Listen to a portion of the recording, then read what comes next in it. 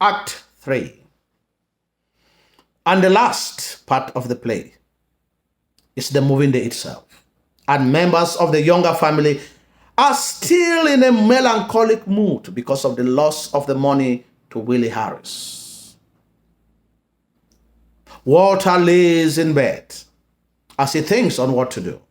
Asagai arrives to help them to pack, but he realizes that the whole family is in melancholy.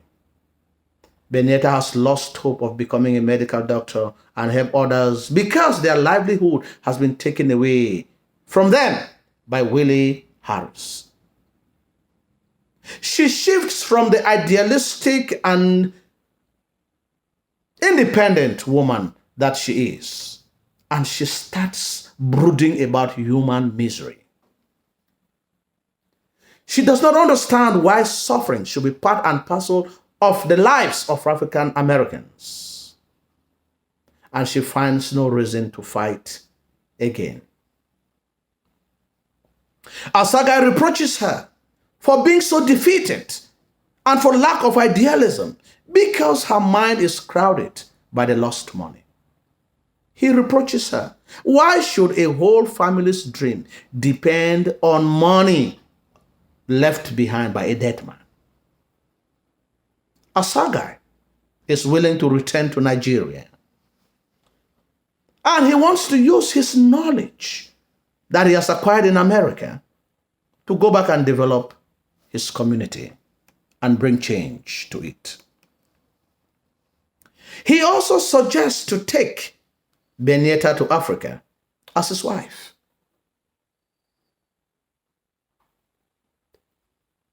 He leaves her to think about it because he knows that she is not emotionally stable at the moment.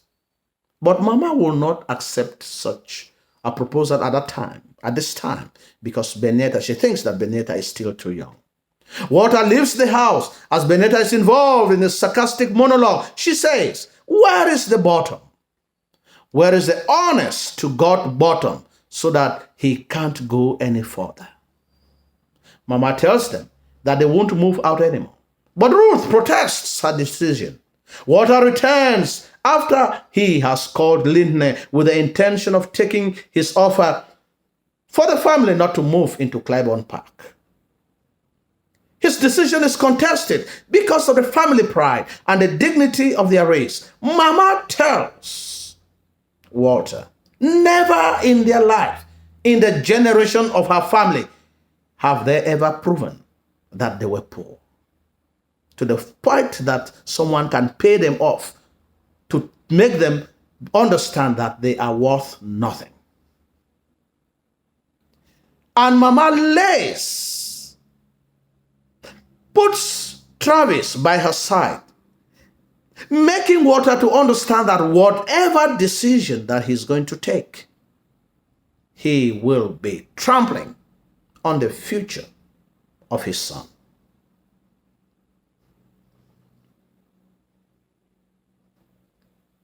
Beneta is so angry with her brother to the point that she declares that he's not her sibling.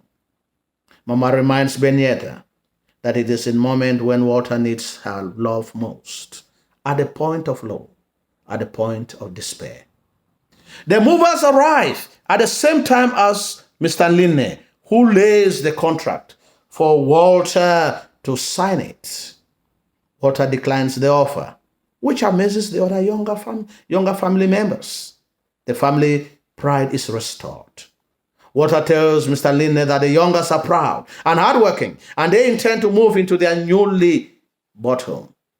Mr. Linney turns to Mama to ask if she has something to say, and Mama refers him that whatever decision that her son has taken is final. The family completes the packing and moves out of the painfully tight house in which they have lived for decades. Walter finally steps up to the role of a man, and Ruth is visibly proud of her husband.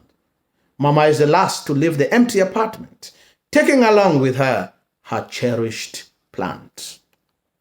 In this scene, we see a Asagai who is struggling to go back to Africa where Africans are struggling to gain independence and freedom. Hansberry also expresses her personal fear that the newly African leadership of emerging countries can prove to be corrupt, oppressive, and untrustworthy as the previous colonial masters. Ironically, Walter achieves his independence by attaining manhood without the money, which has been his obsession throughout the play.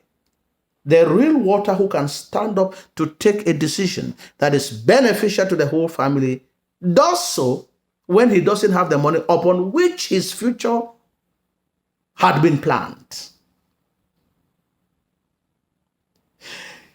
He has learned from his errors, and now he's a mature man with a vision of what independence is all about.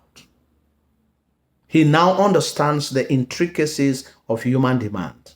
Through our saga, we understand the Western definition of success as he questions the happiness that a family can only experience because of the death of an individual. In this final part of the play, almost all the characters come to maturation. Mama learns that things must not be done only in the way that pleases an individual and in her own way in particular.